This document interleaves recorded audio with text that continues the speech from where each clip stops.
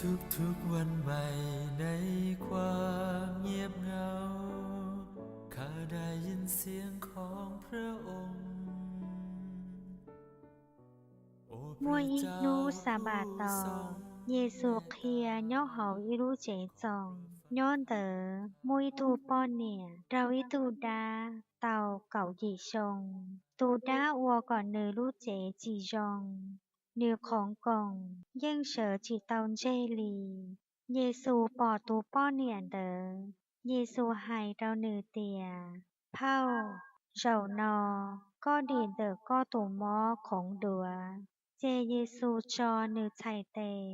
เราเฉาตูป้อเนียนเดอตาชินเดอตูป้อเนียของดัวเสือตอนเจ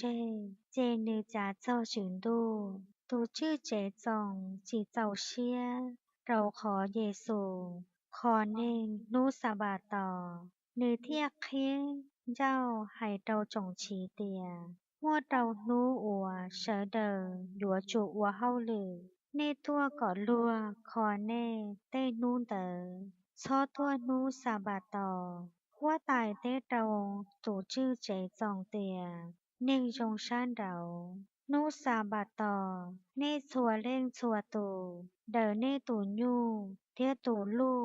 เดอลูดาเจ้าจ้าหมูเห่าได้หล่อจีย่อฮาบาฮาตุนชัยนอซาตาตื้อมัวคีเตาเก่าหยิชงเลยเจงดัวจีเข็งก่อนนือดิเดอจอดลัวนอ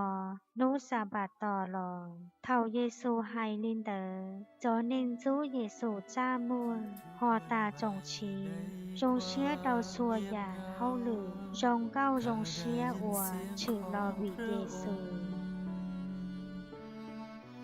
โอ้พระเจ้าผู้ทรงเมตตาขอโปรดฟังคำข้าทูทุกวันใหม่ชีวาสดใสข้ามอบดวงใจให้พระองค์